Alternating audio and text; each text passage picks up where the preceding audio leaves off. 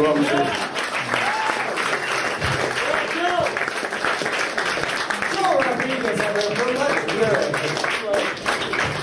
right, we got more show. Next time come to stage, please welcome Jared Preston.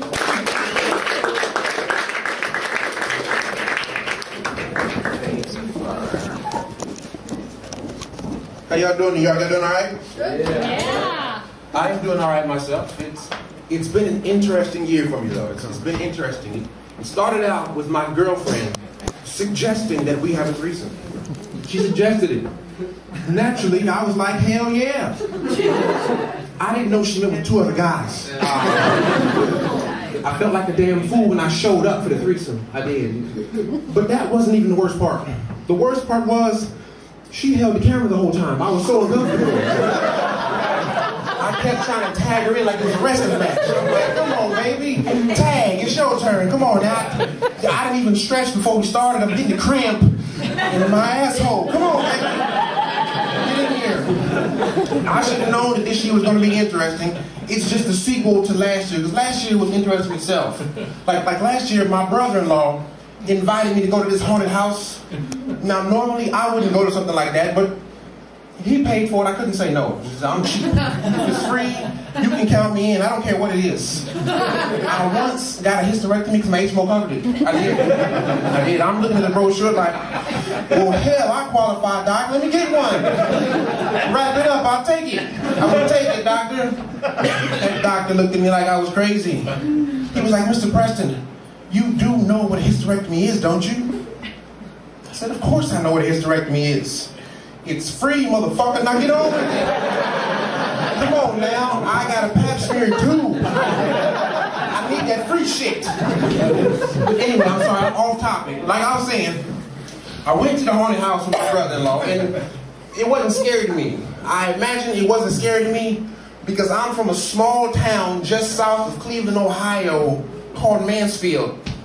50,000 people, 3 prisons, 2 places to work. For real. You can either be a corrections officer at one of the prisons, or you can be an inmate at one of the prisons. Those are the jobs we have in Mansfield. Me being who I am, I applied for the inmate position. That was a no-brainer. If you ever get laid off as an inmate, you just steal the boss's car and you get a promotion. That's the job security. I couldn't say no. Anyway, again, I'm off topic. Back to the story. But I went to the haunted house with my brother-in-law, and it was not scary to me. You know, they tried to make it scary. They had some guy jump out wearing a hockey mask and carrying a chainsaw. And that shit is not scary to me. You know what I'm saying? I can see a guy wearing a hockey mask and carrying a chainsaw in church back in Mansfield. You know? If you want to scare me, you got to bring your A game. You got to have somebody jump out from child support telling me I got 2 more kids. That shit is scary.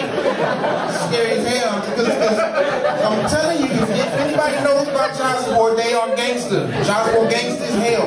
They got gangster with me the last time I went there to plead my case. I'm like, child support, I ain't working right now. I need y'all to put a pause on some shit, time out, something. Just help me out a little bit, child support. And child support looked at me and said, do it look like we give a fuck about your problems, Papa? You just make sure you have all goddamn money on time every week, or we gonna bust your ass, nigga. And I could not believe what child support said to me. I couldn't believe it, because it was an old white lady. I'm like, you sure allowed to call me a nigga? I don't think so. So I asked her, I was like, are you allowed to call me that? She slapped the shit out of me. I broke camp, you know what I'm saying?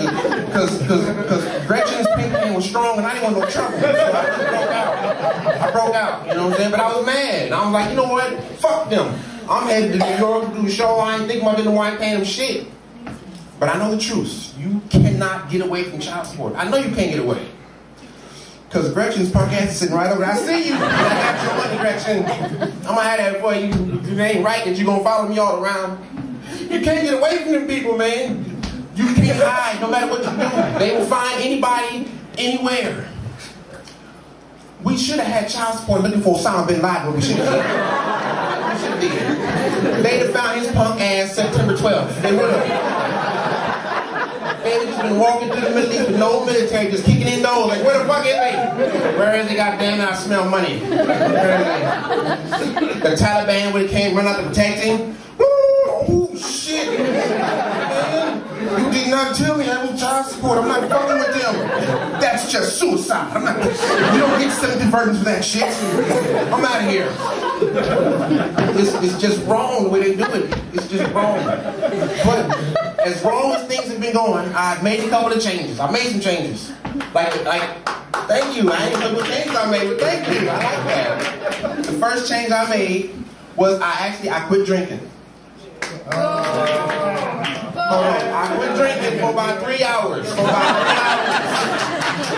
I think I was asleep. Or I passed out drunk. I don't know.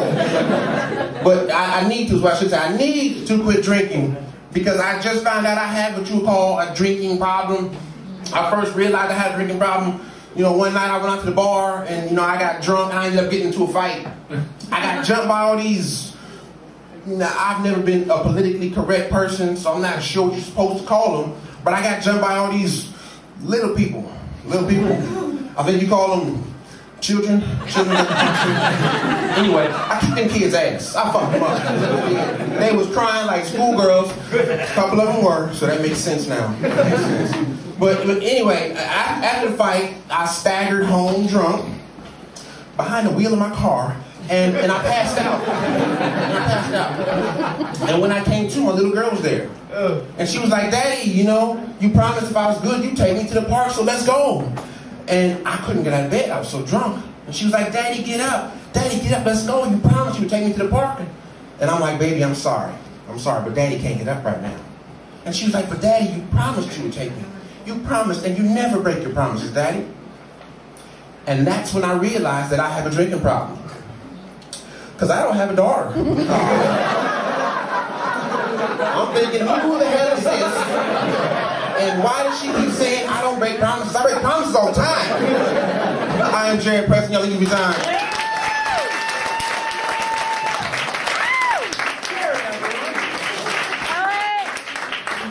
Next week he'll be headlining for Mothers Against Drunk Driving. Well, what's your